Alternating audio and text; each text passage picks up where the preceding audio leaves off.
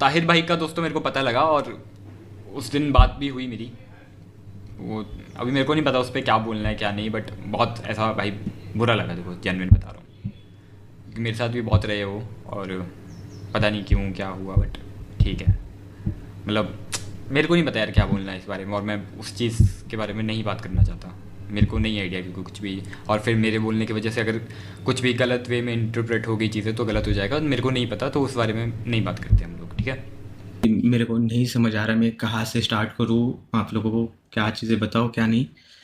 Because जो हम लोग चीज़ें सोशल मीडिया पे देख रहे हैं एंड जो हम लोग अंदर से फील कर रहे हैं, जो सोशल मीडिया पे बहुत कुछ कुछ जगह पे बहुत अलग चीज़ें जा चुकी है एंड गलत इन्फो जा चुका है। जो बंदा 4 साल से सबसे ज़्यादा रहा है बूट कैम्प में, ऑब्वियसली उसके बारे में मैंने कभी भी नहीं सोचा था कि मैं स्ट्रीम पे आके ये सब कुछ बातें मेरे को बतानी पड़े उस बंदे के बारे में।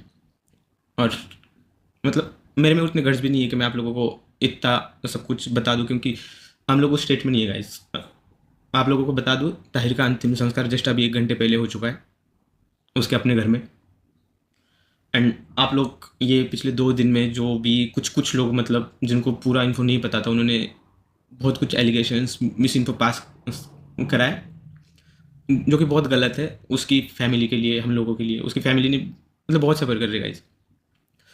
तो अगर आपको मतलब मैं कुछ कुछ चीज़ें बताना चाहता हूँ, जैसे कि मीज़ो के स्ट्रीम का इंसिडेंट हो गया।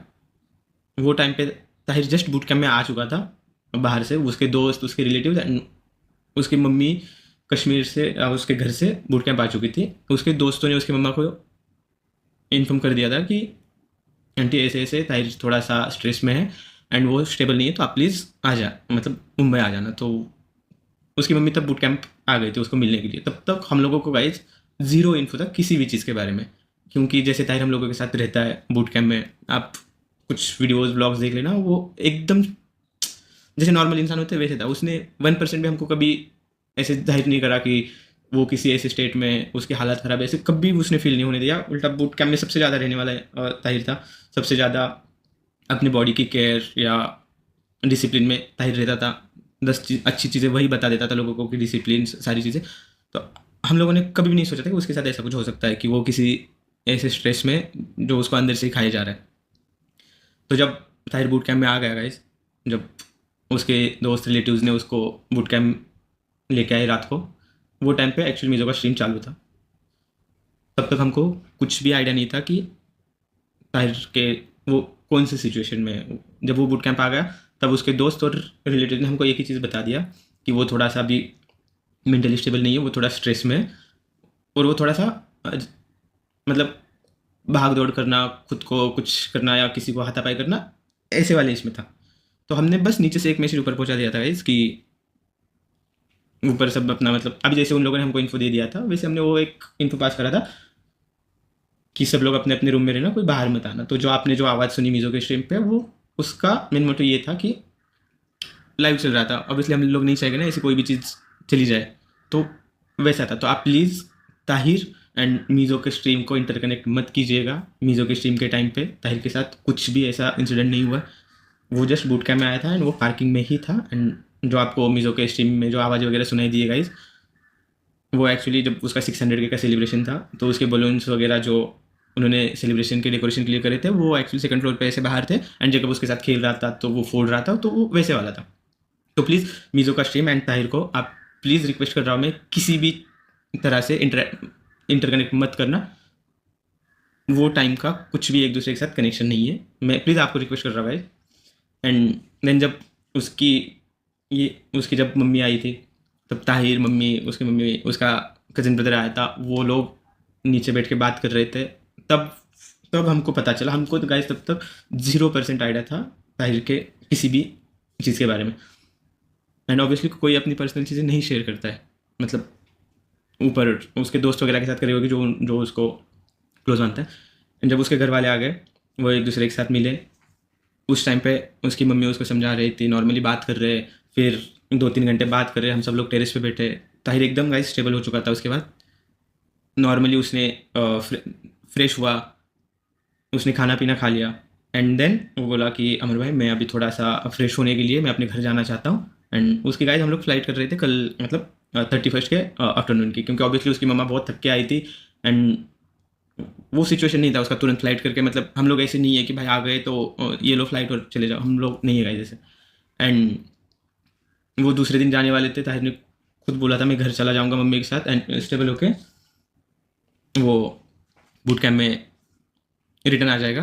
एंड वो टाइम तक सब कुछ नॉर्मलाइज हो चुका था। ताहिर उसकी मम्मी को हमने हमारे बूट कैम्प में एक ऑब्वियसली गेस्ट रूम है गाइज, क्योंकि बाकी जगह पे बंक बेड्स वगैरह हैं तो उनको साथ में रुकना था, तो उसकी फैमिली के लिए हमने एक रूम दे दिया और वो लोग एक रूम में रुके थे।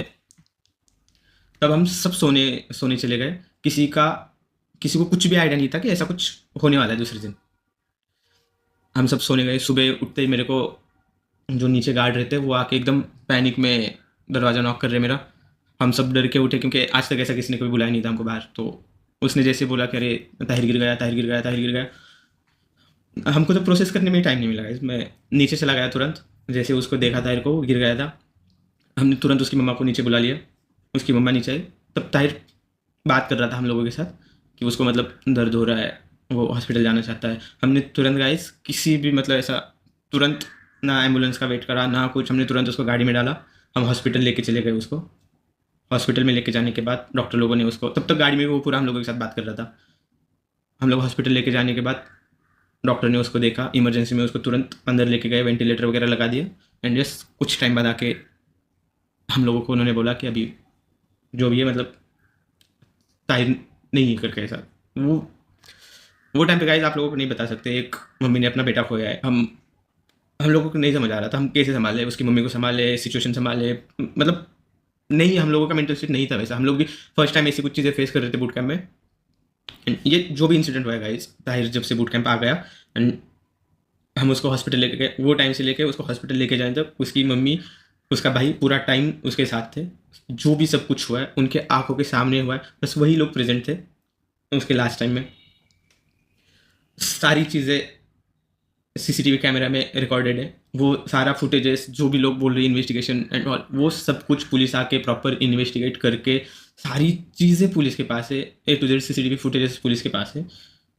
तो प्लीज़ ऐसा कुछ भी एलिगेशन या अपने हिसाब से स्टोरी लाइन मत बनाना कि इसमें गॉड लाइक का कुछ इन्वॉल्वमेंट है, ताहिर के किसी दोस्त का या बूट कैम्प में किसी का। गाइस ऐसा कुछ भी नहीं है। अगर ऐसा कुछ होता तो हम फर्स्ट होते जो ऐसे किसी पर्सन को पुलिस के हाथ में दे देते। मैं ये भी आपको मेक श्योर कर रहा हूँ। एंड फिर हम लोग ये स्टेटमेंट देने के लिए इतना वेट क्यों कर रहे हैं ये भी बता देता हूँ। एक माँ ने अपना बेटा खोया था आंखों के सामने। हॉस्पिटल में जाने के बाद डॉक्टर ने बता दिया, हॉस्पिटल ट्रीटमेंट के दौरान उसके साथ मतलब डॉक्टर ने बताया ट्रीटमेंट वो ये हो गया।